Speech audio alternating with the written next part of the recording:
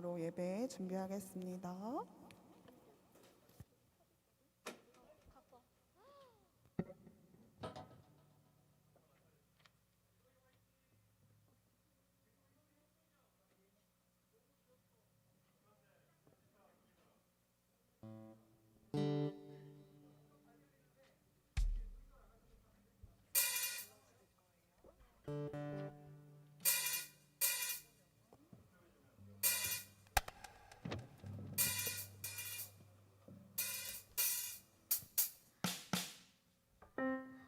시작해도 될까요?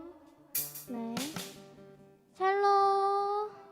샬롬! 이번 한 주간도 잘 지내셨나요? 네. 저희가 오랜만에 주바라 찬양팀이 서게 됐는데요. 우리 찬양하기 전에 삶을 살아가면서 가끔 하나님을 잊혀질 때도 있습니다. 우리 삶 속에서 간절히 하나님을 바라보며 소망하는 마음으로 찬양하면 좋겠습니다.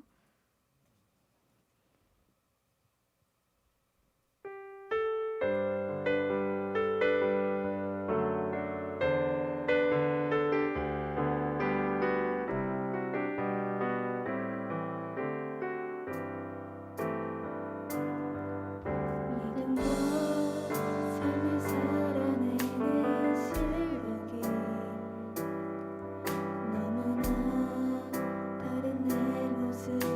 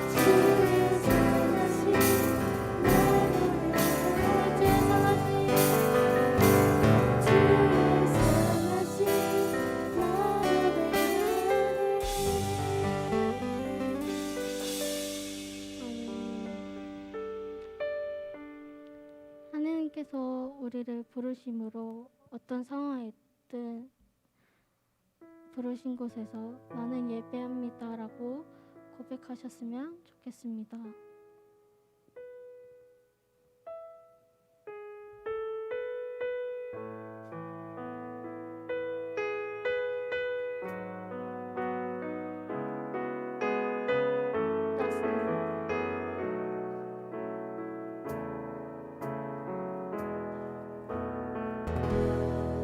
따스한 성령님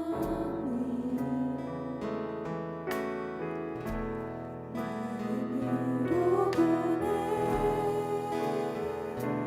내 몸을 감싸며 주어지는 평안에 만족함을 느끼네 사랑과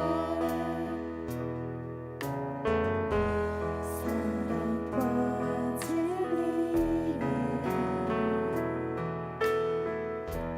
한 줄기 빛보내 내 몸을 감싸며 주어지는 평안 부르신 곳에서 부르신 곳에서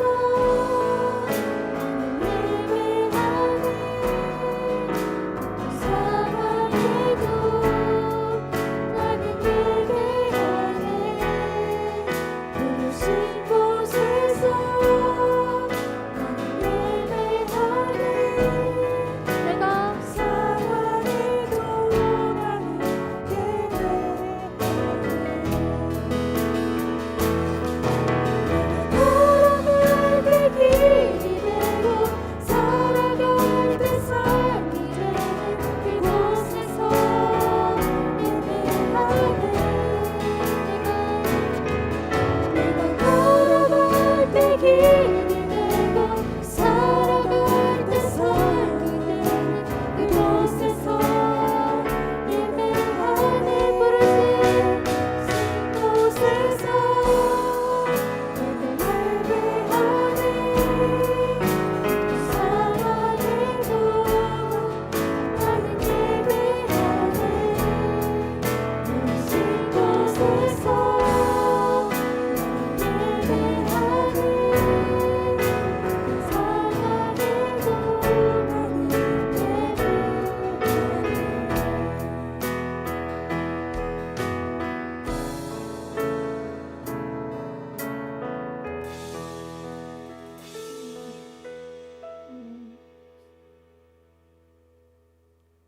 우리 마지막으로 온 마음 다해 찬양하겠습니다.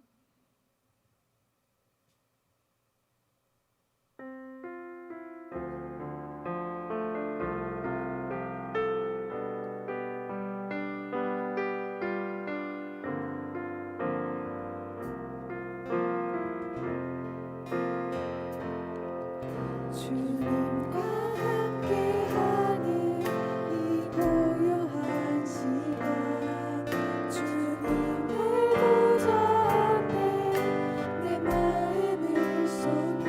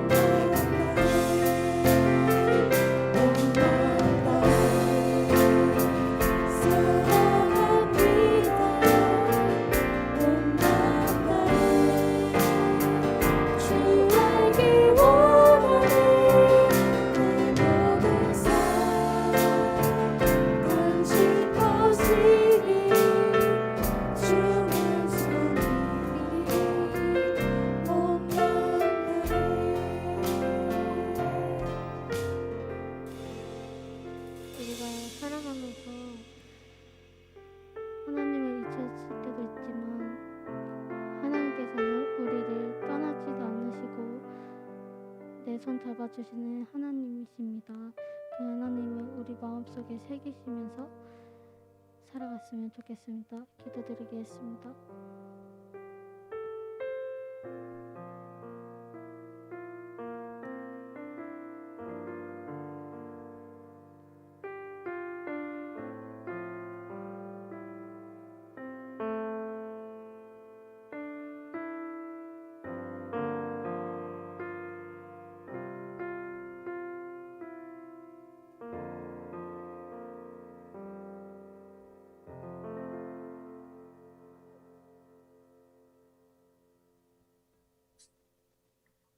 하나님 아버지, 지금 이 시간 함께 예배드릴 수 있게 해주셔서 감사합니다. 벌써 8월도 끝을 향하고 있고 찬바람이 느껴지는 시기가 찾아왔습니다. 큰 일교차 속 감기나 기타 질병으로부터 보호하여 주시고 지켜주세요. 학업으로 지쳤을 중고등부 친구들을 위해 기도합니다. 힘과 능력 주셔서 지치지 않을 수 있도록 도와주시고 하나님을 더욱 가까이 할 수 있도록 이끌어주세요. 특별히 고3 친구들 모두 남은 시간 잘 준비하여 목표한 것들 잘 이룰 수 있도록 인도해주세요. 강도사님 말씀 전하실 때 하나님을 더 깊이 알아가고 깨닫는 시간 될 수 있길 원합니다. 우리의 예배를 기쁘게 받아주세요. 예수님의 이름으로 기도드립니다.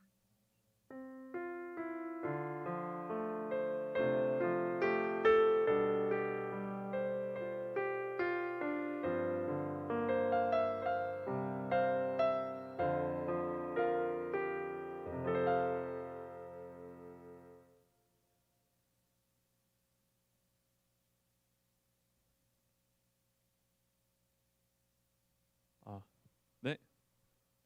화면 전환해 주시고 성경 봉독 하겠습니다. PPT 넘겨주세요. 네, 우리 다 같이 성경 봉독 하도록 하겠습니다. 네, 잠언 6장 6절에서 11절 말씀입니다. 네, 교독하도록 하겠습니다. 저 먼저 읽겠습니다.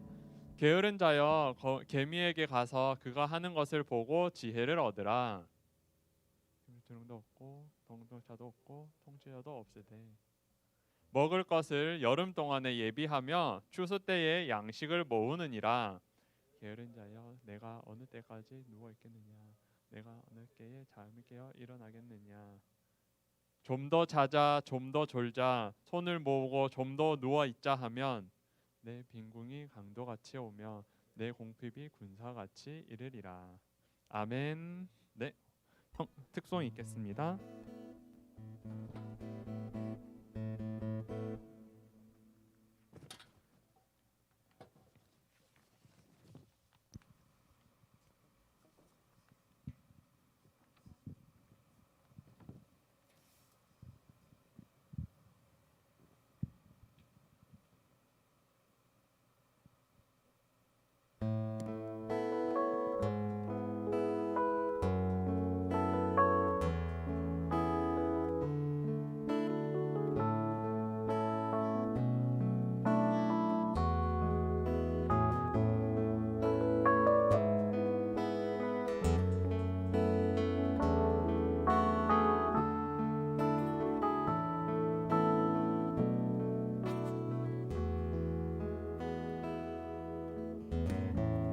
하늘보다 높으신 주의 사랑, 바다보다 넓으신 주의 사랑, 나를 향한 크고 높으신 사랑, 헛되고 헛된 그 모든 것 내게서 멀리 거두셨네.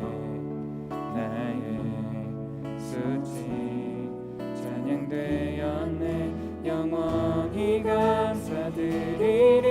주님의 그 은혜 날 찾아주신 그 사랑, 오 주님 내 전부 사랑해요, 경배해요. 오 주 위에 살림 영원토록 신실하신 주 사랑을 전하리.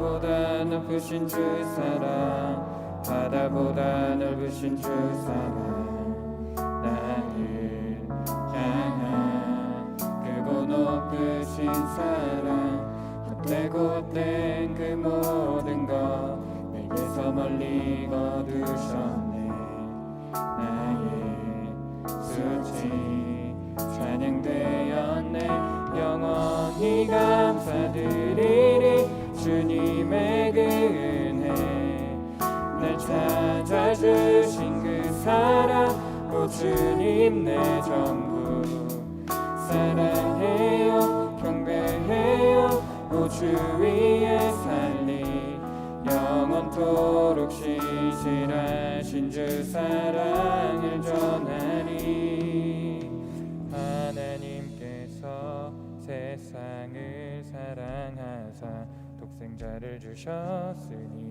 믿는 자는 영생을 얻으리 하나님께서 세상을 사랑하사 독생자를 주셨으니 믿는 자는 영생을 얻으리 하나님께서 세상을 사랑하사 독생자를 주셨으니 믿는 자는 영생을 얻으리 하나님께서 세상을 사랑하사 독생자를 주셨으니 믿는 자는 영생을 얻으리 난 믿네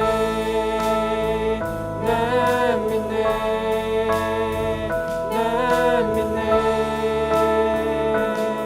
다시 사신 독생자 난 믿네 난 믿네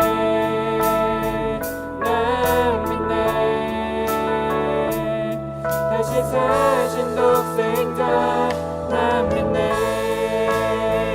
난 믿네 난 믿네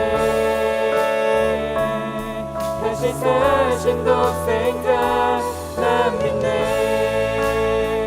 난 믿네 난 믿네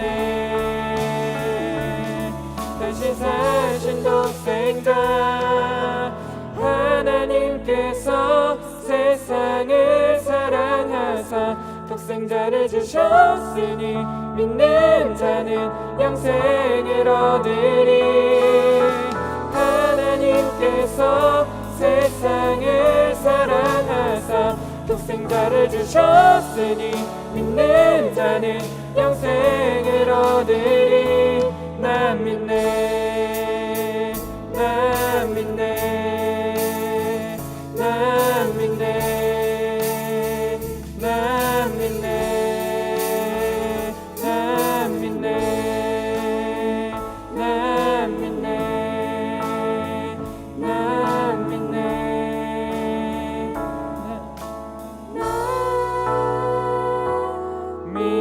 믿네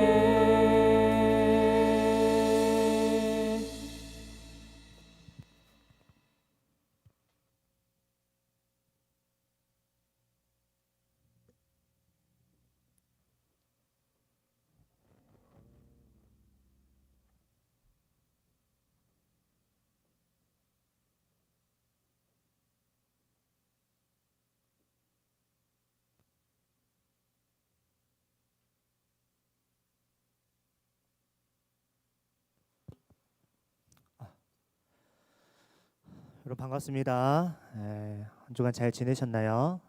오늘 또 하나님의 말씀 가운데 큰 은혜 받고 그 말씀에 깨달아서 또 한 주간 잘 순종하는 우리 중고등부 될 수 있기를 소망합니다. 우리 오늘 사랑하지 않아서라는 제목으로 하나님 말씀 함께 나누도록 하겠습니다. PPT를 볼게요. 자, 여러분 우리가 어릴 때부터 잘 알고 있는 동화 내용 중에 하나가 개미와 배짱이 이야기가 있습니다. 어떤 내용입니까? 개미는 봄, 여름, 가을 열심히 곡식을 모아다가 겨울을 대비하지요. 반대로 배짱이는 전혀 음식도 준비하지 않고 오히려 개미에게 뭘 그렇게 열심히 일을 하느냐 하면서 맨날 탱자 놀면서 그렇게 노래나 부르면서 삶을 보냅니다. 그러다가 어떻게 됩니까? 겨울이 와서 개미는 열심히 모아놓은, 그동안 자기가 열심히 모아놓은 음식을 먹으면서 그 겨울을 잘 보내고, 또 배짱이는 그 겨울에 음식을 먹지 못해서 배고프고 또 얼어 죽었더라. 이게 개미와 배짱이의 이야기입니다. 그런데 요즘에 보니까 이 개미와 배짱이의 이 동화 이야기를 재해석한 얘기가 참 많이 있더라고요. 예를 들어서 개미는 이 땅에 떨어진 음식을 제대로 씻지도 않고 그것을 그냥 모아다가 먹어서 음식이 상했기 때문에 배탈이 났다. 그리고 반대로 배짱이는 봄, 여름, 가을 열심히 악기 연주를 해서 악기를 연습해서 또 더군다나 이 배짱이가 어떻습니까? 바이올린을 키며 노래까지 하지 않습니까? 어떻게 이 바이올린과 노래를 동시에 할 수 있냐라고 하면서 이 배짱이는 대단한 능력을 습득했다. 이런 이야기도 있습니다. 그런데 저는 이 옛날 버전 이야기나 또 오늘날 재해석한 이 이야기가 동일한 메시지가 있다라고 생각합니다. 둘 다 무슨 말입니까? 게으르지 않고 우리가 부지런히 살자라는 그런 메시지를 던지고 있죠. 옛날 버전으로 한다면 개미처럼 우리가 열심히 일을 하자라는 메시지를 얻을 수 있고, 오늘날 재해석으로 본다면 열심히 악기 연습을 하고 노래 연습을 하는 그런 배짱이의 부지런함과 성실함을 보고 배우자, 이렇게 우리가 받아들일 수가 있습니다. 이런 의미에서 오늘 잠언 6장 6절에서 8절 말씀을 보니까 게으른 자여 개미에게 가서 그가 하는 것을 보고 지혜를 얻으라. 개미는 두령도 없고 감독자도 없고 통치자도 없으되 먹을 것을 여름 동안에 예비하여 추수 때에 양식을 모으느니라 라고 말씀합니다. 오늘날과 같은 생물학이나 곤충학이 잘 발전되지 않았던 시대에 이 지혜자였던 솔로몬이 봤을 때는 개미에게는 어떻습니까? 개미가 돌아다니는 걸 보니까 이 개미에게는 감독자도 없고 두령도 없고 통치자도 없고 우두머리도 없는 것 같이 보이는 거예요. 오늘날 우리는 곤충학이 잘 발달되어 있어서 여왕개미로 인해서 이 개미들이 일사천리로 움직인다는 것을 우리는 잘 알고 있지만, 당시 이 솔로몬이 봤을 때는 이 누가 왕인지, 이 개미들이 봤을 때 누가 왕인지, 누가 대장인고도 할 것 없이 모두가 다 열심히 일을 했다라는 것입니다. 그러면서 지금 무슨 말을 하고 있는 겁니까? 솔로몬이 이 게으른 우리 인간들, 사람들에게 너 차라리 개미에게 가서 좀 배웠으면 좋겠다라는 말씀을 하고 있는 거예요. 여러분, 솔직히 이 개미가 얼마나 미천한 동물입니까? 너무너무 작기도 하고 또 이 지나가는 우리 사람들의 발에 그냥 밟혀 죽기도 하고, 또 여러분들이 어렸을 때를 한번 생각해 보면 한두 마리 개미 정도는 손으로 밀어서 이렇게 죽여본 그런 경험도 있지 않습니까? 아마 있을 거예요. 그 정도로 나약하고 그 정도로 미숙하고 미약한 존재임에도 불구하고 이 인간에게 뭐라고 얘기하냐면 차라리 너 인간아, 너가 개미에게 가서 배워라 라고 이 게으른 자를 일깨워주고 싶다라는 겁니다.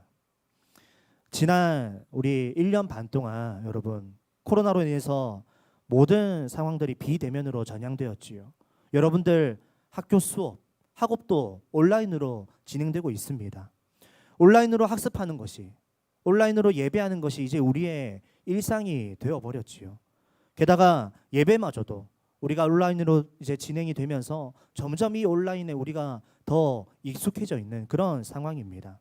그래서 학교나 우리가 교회로 가는 그 이동 거리, 이동 시간을 줄이고 가장 안전한 가정에서, 지금 가장 친숙한 가정에서 우리는 학습할 수 있고 예배할 수 있는 유익을 누릴 수가 있습니다. 그런데 여러분, 한번 내 삶을 잘 돌아보십시오. 정말 그렇습니까? 정말 여러분들이 그 이동 시간을 줄이면서 안전하게 친숙하게 그 공간에서 가정에서 최상의 효율적인 학습을 지금 하고 있습니까? 가장 안전하고 가장 친숙한 가정 환경 속에서 가장 친밀한 하나님을 만나면서 가장 집중하며 지금 예배를 드리고 있습니까? 아마 그렇지 않은 것 같아요. 물론 유익도 있습니다. 그동안 아주 멀리서 우리 교회로 오는 친구들도 있었거든요. 우리 선생님들도 계셨습니다. 아주 멀리서 오는 친구들은 주일 아침에 6시, 7시에 일어나야 했어요. 그래서 교회에 와서 예배를 드려야 됐죠. 하지만 지금은 어떻습니까? 이제는 이 비대면으로 전향되면서 조금 더 여유롭게 가정에서 그냥 일어나서 온라인으로 접속만 하면 예배를 드릴 수가 있습니다.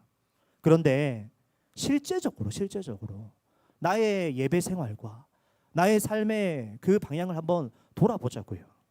온라인으로 인해 내 예배 생활이 편리해졌는데 정작 내 모습을 돌아보니 내가 지금 더 예배를 등한시하고 있고 내가 하나님에 대한 게으른 모습이 있다면 여러분 교회에 나오십시오.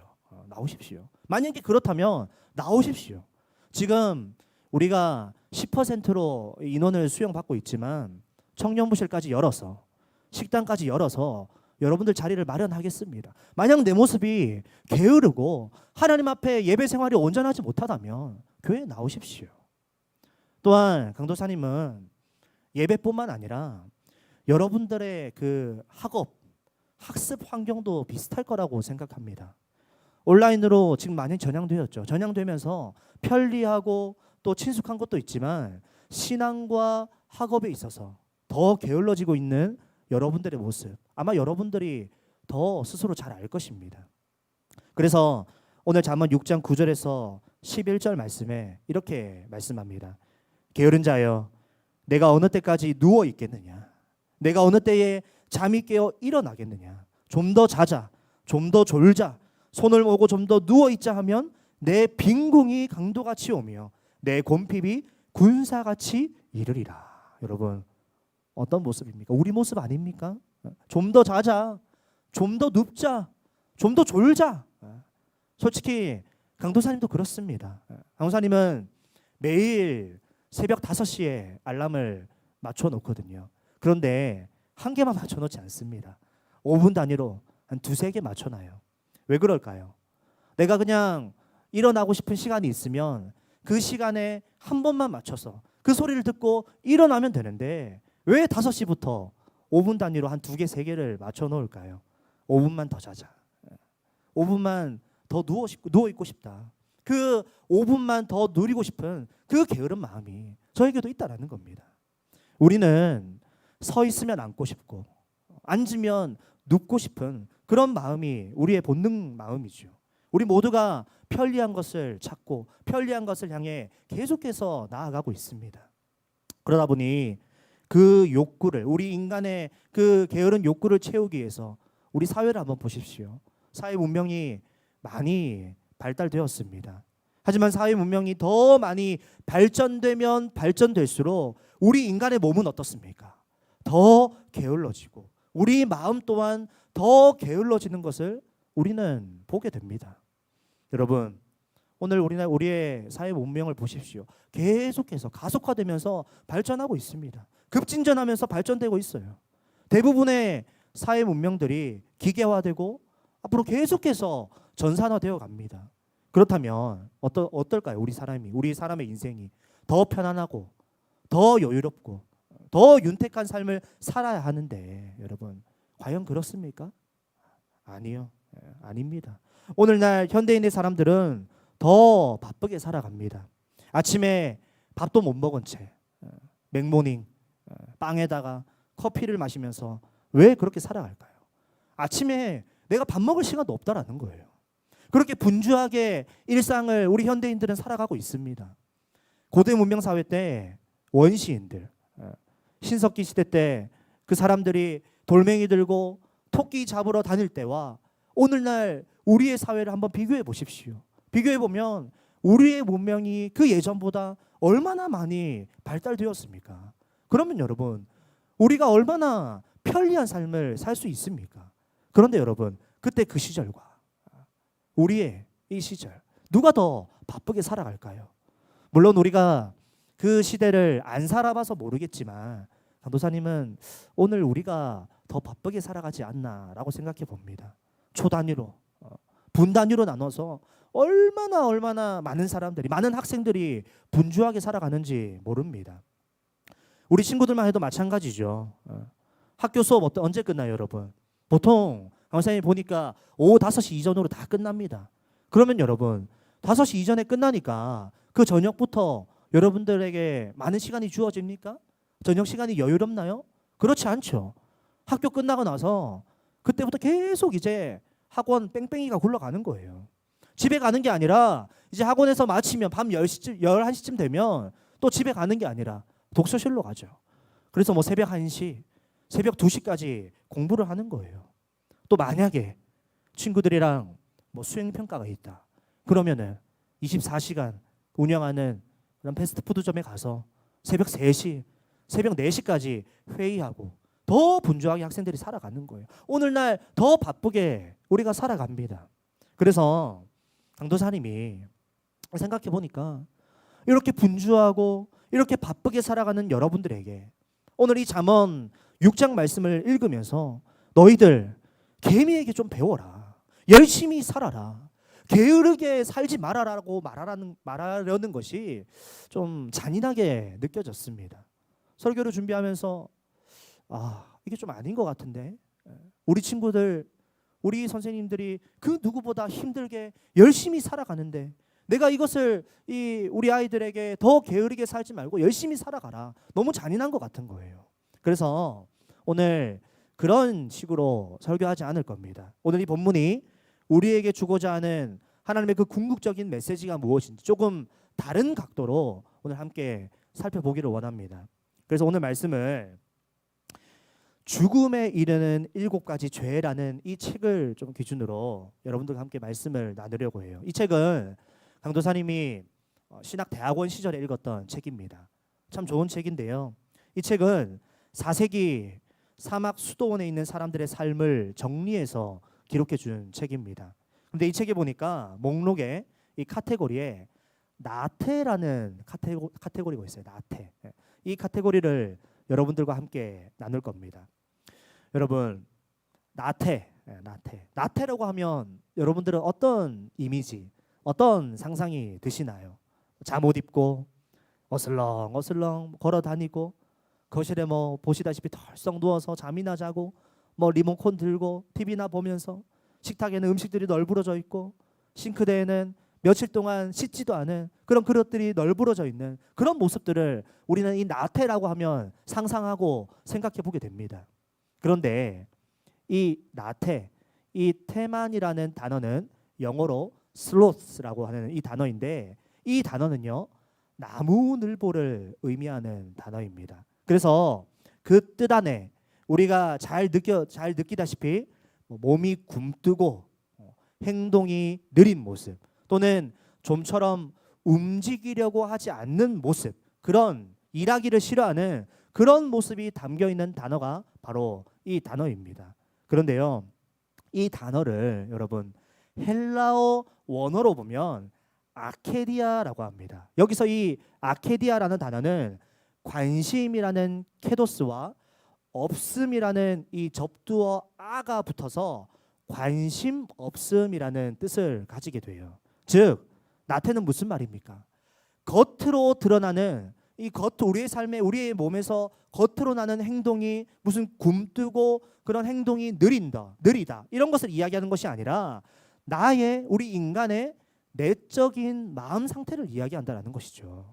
의욕 없음, 무기력함, 관심 없음, 그러한 마음의 상태를 두고 헬라어에서는 바로 나태를 말하고 있다라는 것입니다. 즉 이 나태는요 우리의 마음 상태가 어떠냐 이것을 볼 수 있다라는 것이죠. 또 도로시 세이어스라는 사람이 이렇게 얘기했습니다. 아무것도 믿지 않고 신경 쓰지 않고 알려고 추구하지도 않고 간섭하지도 않고 즐기지도 않고 사랑하지도 않고 미워하지도 않고 위에서 살아야 할 그 무엇도 없고 또 죽어야 할 어떤 이유도 없기 때문에 그저 살아있는 죄다. 나태만을 이 나태를 도로시 세이어즈라는 사람은 이렇게 정의하는 거예요. 아무것도 믿지 않습니다. 신경 쓰지 않습니다. 알려고 하지도 않습니다. 간섭하지도 않습니다. 즐기지도 않고 미워하지도 않고 사랑하지도 않고 살 의무도 없고 죽어야 할 이유도 없는, 그래서 그저 그렇게 살아가는 죄를 이 사람은 어떻게 말했다고요? 그게 바로 나태다. 나태다. 여러분, 오늘 이 세이어즈가 말하는 이 나태, 이러한 삶 우리 안에는 없습니까? 우리 안에 간혹 이런 모습들이 발견되지 않습니까? 아무것도 안 하고 싶다. 내가 더더욱 아무것도 안 하고 싶다. 철저하게 아무것도 안 하고 싶다. 이러한 모습들이 우리 안에 없습니까? 그렇다면 우리는 왜 이런 나태에 빠지게 되는 것일까요? 그 원인 두 가지와 해결 방안 두 가지를 짧게 한번 나누도록 하겠습니다. 첫 번째로 나태에 빠지게 되는 원인은요, 오늘 설교 제목이기도 한데요, 사랑하지 않아서입니다. 사랑하지 않아서. 여러분, 나태의 반대말이 뭘까요? 근면, 성실이겠죠. 근면 성실의 영어 단어가 뭡니까? 딜리전스라고 하죠. 이 단어는 라틴어 딜리게리에서 유래했습니다. 그런데 이 딜리게리라는 단어는 독특한 뜻을 가지고 있어요. 무엇이냐면 사랑한다라는 뜻을 가지고 있습니다. 즉 근면과 이 나태의 반대말인 근면과 성실함은 사랑하면서부터 시작한다라는 거예요. 근면과 성실함은 나에게 사랑이 있을 때, 내가 그것에 대한 애정이 있을 때 그게 나의 행동으로 드러나게 된다라는 것입니다. 그래서 여러분, 우리가 열심히 일하고 열심히 공부하고 성실하게 무슨 일을 한다라는 것은 무엇입니까? 내가 그 일에 대한 애정, 그 일에 대한 사랑이 있기 때문에 가능한 것이지요. 예를 들어서 축구를 좋아하는 친구들은 EPL 프리미어리그 축구를 봅니다. 그런데 여러분, 이 EPL 프리미어리그 축구가 또 오늘도 했는데 여러분, 언제 합니까? 우리나라 시간으로 새벽에 하지요. 그런데 축구 좋아하는 사람들은, 축구 좋아하는 학생들은 손흥민 얘기하면서 그 새벽에 이 경기들을 다 챙겨보고 옵니다. 새벽에 축구 볼 거 다 보고 교회 오고, 새벽에 축구 볼 거 다 보고 학교 가고, 그렇게 갑니다. 왜 그럴까요? 이 축구 보면은 성적이 오릅니까? 이 축구 보면, 안 보면은 누가 여러분들 때리기라도 한다라고 합니까? 아니죠. 뭡니까? 내가 좋아하는 거예요. 내가 이 축구를 좋아하는 그런 애정이 있다라는 것이죠. 그러니까 그런 열정이 나오는 거예요. 애정이 있기 때문에 내가 그것을 보고 내가 그 일을 하는 거예요. 또 만약 여러분들에게 아빠가 갑자기 얘기하는 거예요. 우리 내일 새벽에 다 등산 간다. 등산 가자. 여러분, 새벽에 누가 등산 갑니까? 여러분들 가기 좋습니까? 아니죠. 차라리 잠을 자지. 등산을 좋아하는 사람이야 그 시간에 등산을 갈 거 아닙니까? 이처럼 내가 무엇인가를 좋아한다라는 것은, 내가 무엇인가를 한다라는 것은 그것을 좋아하고 애정이 있고 사랑하기 때문이라는 거예요. 반대로 내가 무언가를 하기 싫다, 하기 어렵다라고 하는 것은 거기에 대한 애정이 없다라는 것입니다. 앞서 강도사님이 말씀드렸다시피 코로나로 인해서 우리 예배 상황이 지금 어떻습니까? 온라인으로 전향이 되었습니다. 그래서 가정에서 지금 여러분들이 편리한 예배를 드리고 있지요. 그럼에도 불구하고 여러분들이 지금 예배 드리는 모양이 그 꼴인 것이 무엇입니까? 하나님에 대한 사랑이 식은 것 때문에 아닐까요? 십계명에서 하나님께서 우리 인간에게 가장 우선시하는 명령이 무엇입니까? 바로 하나님에 대한 사랑이죠. 사랑, 하나님 사랑, 이웃 사랑, 하나님을 사랑하라는 것입니다. 그런데 하나님께 드려야 할 예배나 하나님께 드려야 할 섬김에 대해서 우리가 적극적으로, 우리가 충분하게 드리지 않는 것은 하나님을 사랑하지 않는 죄다라는 것이에요. 오래된 영화 중에 약속이라는 영화가 있는데요. 박신양 씨와 전도연 씨가 나오는 영화인데요. 조폭 두목과 여자 의사가 서로 사랑하는 그런 내용입니다. 이 약속이라는 영화에 이런 멘트가 나와요. 다른 여자를 만나는 것만이 배신이 아니야. 네 마음속에 날 제껴 놓는 것도 나한테 배신이야. 예. 다른 여자를 만나는 것도 배신이지만 그렇지 않고 네 마음속에 나를 제껴놓고 다른 무엇인가를 우선시하는 것, 그것도 배신이라는 거죠. 하나님에 대한 사랑도 여러분 마찬가지입니다.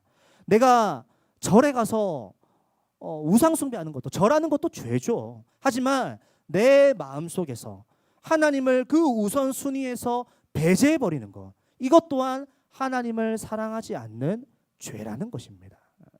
뿐만 아니라 이웃에 대해서도 마찬가지입니다. 마태복음 25장 45절 말씀해 보니까 예수님께서 이 십자가에 달려 심판받는 사람들에게 이렇게 말을 합니다.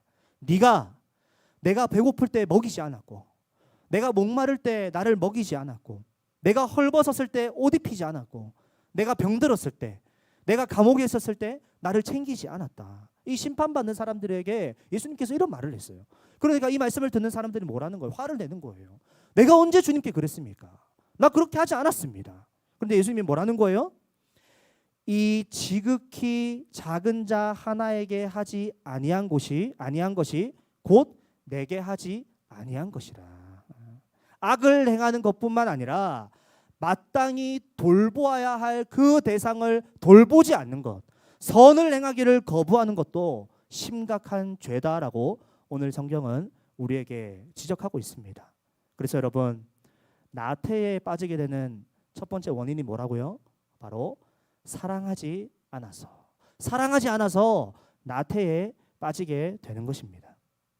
두 번째로 나태에 빠지게 되는 원인은 정오의 마귀, 바로 미루기입니다. 미루기. 이 단어는요, 강도사님도 이 죽음에 이르게 하는 7가지 죄라는 이 책에서 처음 발견했는데요. 아까 말씀드렸다시피 이 책은 수도 생활을 하는 사람들의 책이라고 했습니다. 그런데 이 수도 생활을 하는 사람들에게 있어서 아침에 일어나서 기도하고 농사 짓고 하는 일들 중에 긴급한 일이 있습니까? 없어요. 아침에 일어나서 기도하고 농사 짓는 일이 긴급한 일은 아닙니다. 사실 성경 읽고 기도하는 거, 여러분 긴급한 일입니까? 그렇지 않죠. 여러분들 당장 중간고사 준비하는 거, 기말고사 준비하는 거, 수능 준비하는 거, 그게 긴급한 일이죠. 농사일도 사실 긴급한 일이 없지요. 당장 오늘 하지 않으면 농사가 다 망하는 그런 일은 없습니다. 그러다 보니 하루나 이틀 기도나 노동을 하지 않아도 될 만큼 미뤄버리는 것, 그렇게 미뤄도 내 삶에 어떤 특별한 위험한 일이 생기지 않으니까 이 수도사들에게 가장 위협적인 죄가 뭐냐면 바로 나태라는 거예요. 그래서 이 나태를 가장 위험한 죄로 규정하고 있습니다. 그러다 보니 이 나태를요, 지금 보시다시피 어떻게 이름 짓냐라고 하니까 정오의 마귀라는 거예요. 정오의 마귀. 이 정오의 마귀가 어떤 내용이냐 하니까 여러분, 오전 10시부터 오후 2시, 얼마나 이 피크 타임입니까? 우리 인간에게. 우리의 몸이 얼마나 쌩쌩할 때예요. 우리가 집중도 잘 되고 생체 리듬이 업이 되어 있어서 뭐든지 잘할 수 있는 이 오전 10시부터 오후 2시까지의 시간입니다. 그런데 그 황금 같은 그 시간에 사탄 마귀가 나타나서 집요하게 우리 사람의 마음을 흔든다라는 거예요. 어떻게 유혹하냐니까 창문 너머에, 그 시간에 한번 보십시오. 창문 너머에 떠 있는, 저 중천에 떠 있는 해, 엄청 높이 떠 있죠. 언제 떨어질지 모릅니다. 그것을 보면서 저 봐라, 저 해 계속해서 저기에 떠 있을 거야. 아마 50시간이 지나도 계속해서 떠 있을 거야. 그렇게 유혹을 준다라는 것이죠. 오늘 시간이 봐봐. 오늘 시간이 엄청 많이 남았어. 그러니까 네가 해야 할 일 좀 미뤄도 돼. 지금 당장 뭘 안 해도 돼. 그렇게 계속 이 사탄이 우리를 유혹한다라는 겁니다. 이것을 여러분들에게 한번 적용해 볼까요? 여러분들의 가장 큰 무기가 무엇입니까? 우리 친구들의 가장 큰 무기, 젊음이죠. 젊음. 또 여러분들이 가장 많이 가지고 있는 여러분들의 자산이 무엇입니까? 바로 시간 아닙니까? 시간. 여러분들이 살아가야 할 시간이 많이 있습니다. 그러다 보니 이것을 가지고 마귀가 여러분들을 넘어뜨리려 한다라는 거예요. 야, 낮 시간이 길어. 너 인생 길다. 너 아직 살 날 많다. 너 여유가 많아. 아직 시간 많이 남아 있으니까 좀 미뤄도 돼. 지금 당장 안 해도 돼. 그런 염려하지 마라고 이 정오의 마귀가 계속해서 여러분들에게, 우리들에게, 친구들에게 유혹한다라는 거예요. 김남준 목사님의 게으름이라는 책에 여러분 재밌는 이야기가 있습니다. 읽어드릴게요. 이상한 소리가 들렸습니다. 소리에 놀라 잠이 깬 놀부는 개슴츠레한 눈을 뜨고 집안을 살폈습니다. 아, 도둑이 담을 넘고 있었습니다. 도둑이네. 저놈 담장을 넘어 들어오기나 해봐라. 그러나 이 게으른 농부는 그렇게 생각만 하고 중얼거렸을 뿐 다시 눈을 감고 스르르 잠속에 빠져들었습니다. 잠시 후 쿵 사박사박하는 소리가 들렸습니다. 농부가 다시 힘겹게 눈을 떠보니 도둑이 마당으로 조심조심 걸어 들어오는 것이었습니다. 이제 정말 무엇인가를 하지 않으면 도둑이 이 집안의 물건을 다 훔쳐갈 것만 같았습니다. 그러나 농부는 잠에서 깨어나지 못하고 속으로 이렇게 중얼거리기만 했습니다. 집안에 들어오기만 해봐라. 마침내 집 안으로 들어온 도둑은 주인이 잠들었다는 생각에 살금살금 안방으로 들어갔습니다. 하지만 게으른 농부는 여전히 잠에 취한 채 중얼거렸습니다. 저놈이 방으로 들어가네. 뭐든지 가지고 나오기만 해봐라. 얼마 후 도둑은 안방에서 값이 나갈 물건을 한 보따리씩 싸들고 훔쳐 나왔습니다. 그리고 대문 쪽으로 유유히 걸어갔습니다. 게으른 농부는 대문을 열고 나가는 도둑의 뒷모습을 졸린 눈으로 바라보며 이렇게 중얼거렸습니다. 이놈 다음에 다시 오기나 해봐라. 여러분, 이 얼마나 우스꽝스러운 이야기입니까? 얼마나 게으른지 마룻바닥에 누워서 도둑이 들어오는데도 마지막에 뭐라고 하는 거예요? 이놈 다음에 다시 오기만 해봐라. 이것이 여러분 게으름의 실체입니다. CCC 전 총재였던 고 김준곤 목사님의 예수 칼럼이라는 책에도 재미있는 이야기가 있어요. 악마들이 지옥에서 회의를 하는데요. 어떤 회의를 하냐니까 어떻게 하면 우리가 예수 믿는 이 그리스도인들을 실족시킬까? 실족을 시킬까? 여기에 대해서 회의를 하는 거예요. 그래서 이 젊은 마귀가 이렇게 얘기합니다. 우리는 예수 믿는 사람들 다 죽여버립시다. 그러면 그들이 실족할 겁니다. 그러니까 늙은 마귀가 이렇게 얘기하는 거예요. 안 돼. 옛날에 우리가 그렇게 많이 죽여봤는데 오히려 순교의 피가 있으면 그들이 몇 배나 더 늘어나는 게 그리스도인들이야.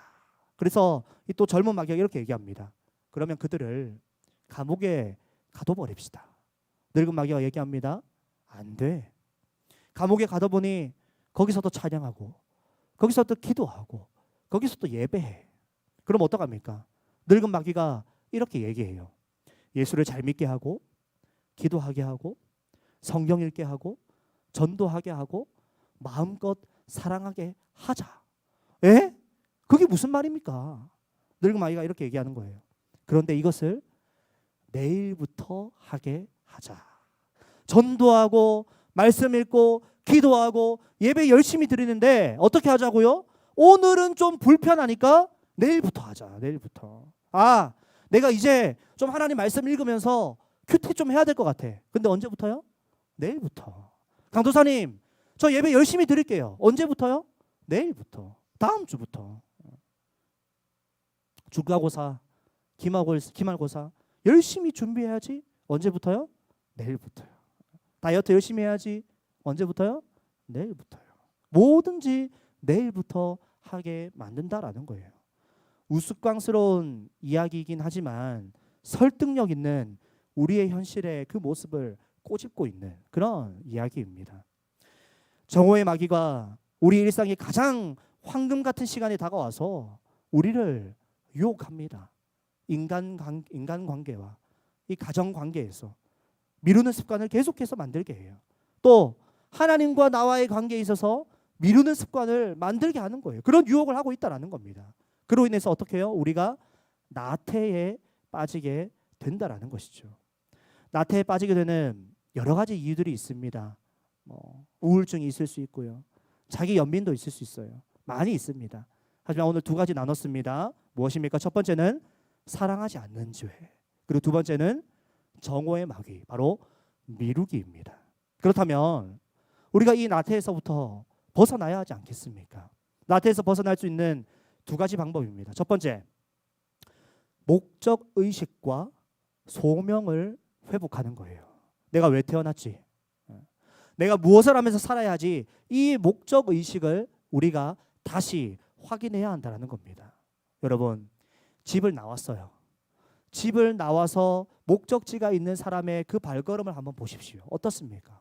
그 발걸음에는 힘이 있습니다. 왜 그렇습니까? 내가 다시 돌아가야 할, 또는 내가 가야 할 목적지가 있기 때문이죠. 그래서 허튼데 나의 눈을 두지 않습니다. 그런데 저녁 먹고 산책이나 좀 할까 하고 나오는 그 사람들의 발걸음, 그 사람들의 눈빛을 한번 보십시오. 눈빛부터 힘이 없습니다. 발걸음을 어슬렁어슬렁 그렇게 내딛죠. 슬리퍼를 질질 끌면서 다닙니다. 여기로 가도 되고 저기로 가도 되고 아무런 상관이 없어요. 왜요? 그냥 산책이 목적이니까. 여러분, 우리의 인생은요, 산책길이 아닙니다. 우리의 인생, 태어나서 죽기까지의 이 과정이 산책하는 것이라 생각합니까? 절대 아닙니다. 하나님은요, 우리에게 생명을 부여하시고 우리를 하나님의 자녀로 부르신 선명한 이유와 선명한 목적이 있습니다. 그래서 웨스트민스터 소요리 문답에서는 이렇게 얘기합니다. 일문일답입니다. 사람의 제일 되는 목적이 무엇입니까? 사람의 제일 되는 목적은 하나님을 영화롭게 하고 하나님을 영원토록 즐거워하는 것입니다. 라고 분명하게 우리에게 명시하고 있습니다. 그렇다면 하나님을 영화롭게 하는 것과 하나님을 즐거워하는 삶이 여러분 어떤 삶입니까? 강도사님이 생각하고 해석하기는 이렇게 해석했어요. 오늘 아침에 내가 눈을 떠서 오늘 분명히 내가 살아야 할 삶이 있고 오늘 분명히 내가 삶을 살아갈 때에 나만의 삶의 루틴이 있을 것입니다. 그러면 그 자리에서 여러분 내가 최선을 다해서 삶을 살아가야 하는 거예요. 그 자리에서 열심히 일을 하는 거예요. 그래서 내가 열심히 하는 일을 통해서 그것으로 통해서 하나님에게 기쁨이 되고 나 또한 그곳에서 기쁘게 생활하는 것입니다. 공부 이야기를 좀 할게요. 여러분 공부 계속 하라 하면 싫을 텐데 공부 이야기 좀 하겠습니다. 여러분 공부 열심히 해야 합니다. 그렇다고 지금 강도사님이 말하는 것이 무슨 너희가 공부를 해서 꼭 성과를 내라, 뭐 100점을 맞아라, 꼭 1등만 해라, 이게 아니에요. 그 자리에서 최선을 다해서 노력하라라는 겁니다. 최선을 다해서 공부하라라는 거예요. 그게 여러분들에게 마땅히 해야 할 일이 아닙니까? 예를 한번 들어봅시다. 부모님들이 열심히 일을 하고 가사를 돌봐야 되죠. 그런데 만약에 부모님들이 열심히 일하지 않고 가사에 일을 하지 않는 거예요. 아빠가 회사에서 열심히 일하지 않고 엄마가 집에서 여러분들에게 밥 안 주고 설거지 안 하고 청소 안 하고 그러면 어떻습니까? 여러분들이 어떻게 말할까요? 집이 왜 이래? 엄마 반찬이 왜 이래? 이렇게 얘기하지 않습니까? 강도사님이 설교를 준비하는데 제가 이번 주 설교를 잘 준비 못해서 지난주 설교를 다시 하면 될까요? 안 될까요? 그러면 여러분들이 서울 영천교회 오겠습니까? 다 다른 교회 가겠죠. 교육자는 당연히 설교 준비를 열심히 해야 되죠. 교육자는 당연히 기도 생활을 열심히 해야 되죠. 강도사님은 여러분들이 어려운 일이 있을 때 신방을 해야 되고 밤 10시가 되건 밤 11시가 되건 여러분들을 찾고 여러분들에게 연락을 해야 되죠. 그게 제 일입니다. 그게 성실함 아니겠습니까? 여러분들이 저에게 기대하는 바가 그러하듯이 하나님도 여러분에게 기대하는 바가 그렇다라는 거예요. 하나님이 이 일을 통해서 내가 하는 일을 통해서 내게 기대하시고 소망하시고 기뻐하시는 일에 내가 열심히 최선을 다해서 그 일에 내가 동참하는 것입니다. 속도가 중요한 게 아니에요. 방향이 중요한 겁니다. 어떤 방향으로 나아가는지 그게 중요한 거라는 거예요. 그래서 고린도전서 10장 31절 말씀에 이렇게 기록합니다. 그런즉 너희가 먹든지 마시든지 무엇을 하든지 다 하나님의 영광을 위하여 하라. 여러분 열심히 공부하십시오. 하지만 내가 공부하는 이유가 좋은 대학에 가야지, 좋은 직장 가서 내가 돈 많이 벌어야지, 이게 아니라 하나님의 영광을 위해서 우리가 공부했으면 좋겠습니다. 내가 영어 단어 하나 외우는 거, 내가 수학 공식 하나 외우는 거, 내가 수학 문제 하나 푸는 것을 통하여서 우리 하나님께서 영광 받을 수 있다면 그 기쁨으로 열심히 공부하자고요. 어떤 누가 이런 얘기를 했습니다. 이런 얘기를 들으면 여러분들이 기분이 나쁠 수가 있어요. 뭐냐면 공부하다가 죽어도 순교다, 이런 얘기를 누가 했습니다. 기분 나쁘죠. 공부하다가 죽는 게 무슨 순교입니까? 하지만 내가 하나님의 영광을 위해서 공부하고 있다가 죽으면 그것도 순교입니다.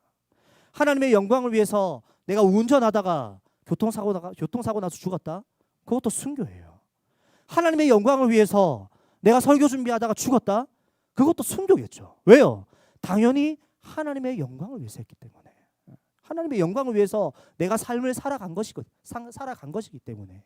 그러므로 우리에게 주어진 하나님의 목적대로 우리가 삶을 살아갔으면 좋겠습니다. 그렇게 살면 절대로 나태에 빠질 이유가 전혀 없습니다.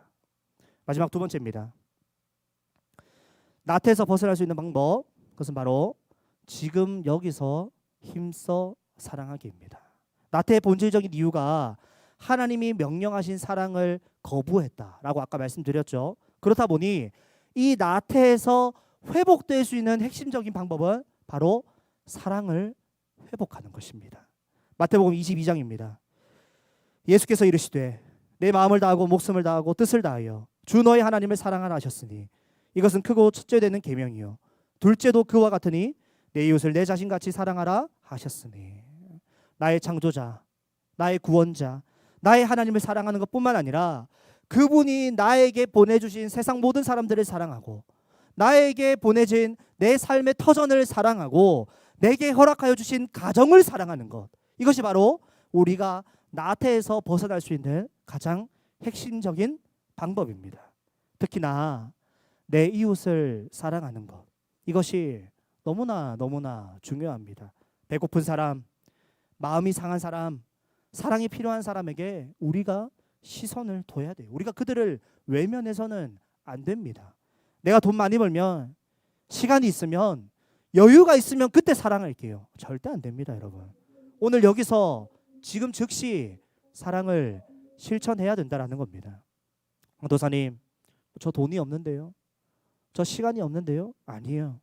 내가 할 수 있는 따뜻하게 손 한번 잡아주는 것, 반갑게 인사 한번 해주는 것, 문자 한번 보내는 것, 전화 한번 하는 것, 어떤 질문 앞에 따뜻하게 대답 한번 해주는 것, 이것도 부지런한 사랑이라고 저는 생각합니다. 그래서 사랑은요, 지금 여기 이 자리에서부터 내가 실천할 수 있어야 됩니다. 갈라디아서 6장 9절입니다. 우리가 선을 행하되 낙심하지 말지니 포기하지 아니하면 때가 이름에 거두리라. 우리가 열심히 부지런히 하나님의 사랑을 실천하고 선을 행하면요, 때가 이름에 거두리라. 지금 당장 나타나지 않습니다. 지금 당장 열매가 보이지 않는 것 같아요.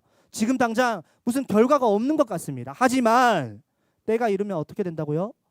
거두리라.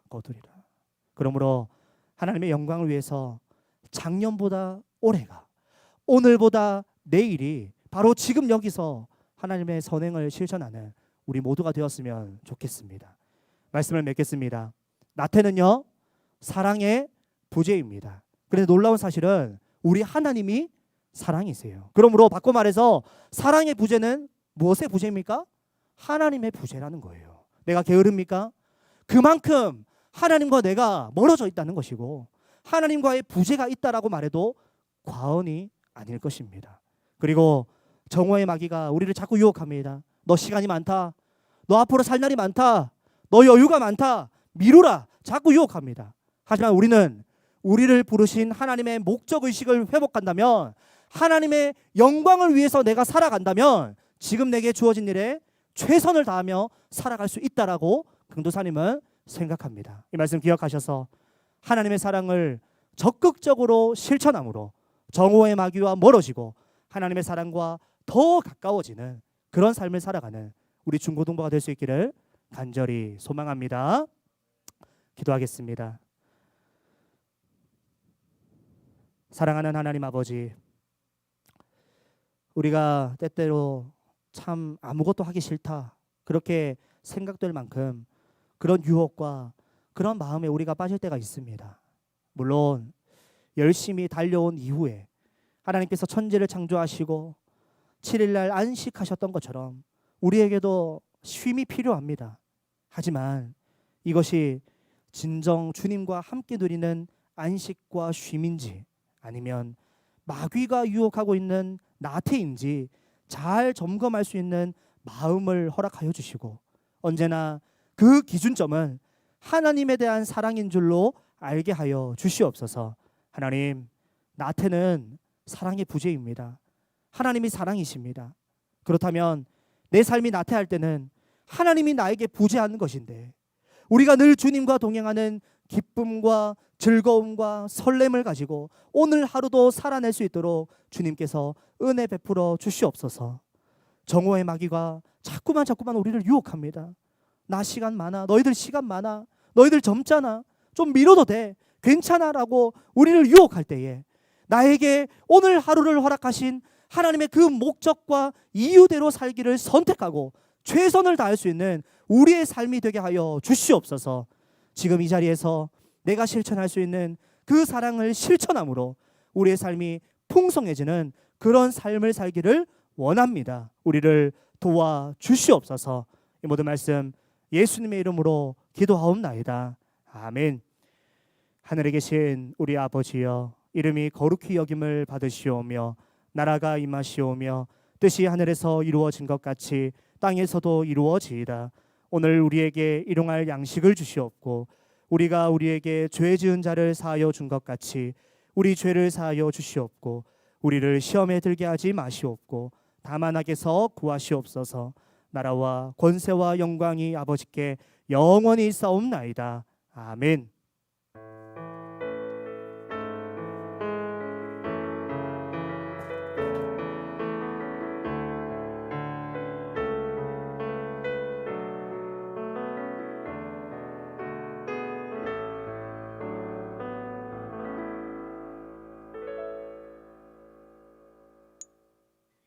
안녕하세요, 중고등부 여러분. 총무 최윤정입니다. 8월 넷째 주 예배 오신 여러분들을 진심으로 환영합니다. 이번 일주일도 잘 지내셨나요? 날씨가 많이 선선해져서 밖에 나갈 때마다 드디어 열대야가 끝났구나 라는 생각을 더 많이 하는 것 같은데요. 모두들 감기와 알러지들 조심하시고 다음 주부터 새로운 9월달을 기분 좋게 맞이하시기를 바라겠습니다. 8월달의 마지막 주이니 그럼 바로 요한복음 14장 6절 말씀을 같이 암송해보러 가볼까요? 네, 시작! 예수께서 이르시되 내가 곧 길이요 진리요 생명이니 나로 말미암지 않고는 아버지께로 올 자가 없느니라. 요한복음 14장 6절 말씀. 아멘. 그럼 정말로 마지막으로 한 번 더 암송을 해볼까요? 시작. 예수께서 이르시되 내가 곧 길이요 진리요 생명이니 나로 말미암지 않고는 아버지께로 올 자가 없느니라. 요한복음 14장 6절 말씀. 아멘. 우리의 길과 진리와 생명이 되시는 우리 예수님을 언제나 바라보면서 사는 복된 중고등부가 되길 축복합니다. 네, 그럼 저번 주에 광고를 했었던 우리 8월 비대면 찬양 미션을 광고 직후에 바로 진행이 될 예정입니다. 모두들 기억하시죠? Praise for God, 하나님을 위한 찬양이라는 이벤트인데요. 하나님께서 세상을 사랑하사 이라는 찬양을 진우 선생님의 타이밍에 맞춰서 핸드폰 플래시를 흔들어 주시면 되는데요. 지금 만약 핸드폰을 가지고 오지 않은 친구들 지금 가지고 오십시오. 찬양을 부를 때 꼭 화면을 켜주시면서 해주세요. 광고 후에 우리 진우 선생님께서 추가 설명을 해주실 것이니 많은 기대와 관심 부탁드리겠습니다. 그리고 마지막으로 추석 예배에 대한 광고를 하겠습니다. 9월 추석 예배 때 여러분 다시 한번 여름 수련회처럼 중 경매를 한답니다. 와! 예. 수련회 때의 온라인 중 경배에서 느껴졌던 뜨거운 공기 정말로 재미있었던 기억들이 나는데요.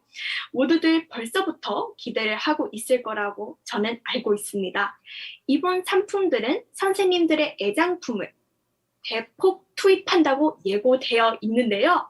지금까지 열심히 모은 달란트 중 경매에 많이 참여하셔서 크게 쏘실 수 있기를 기원하겠습니다.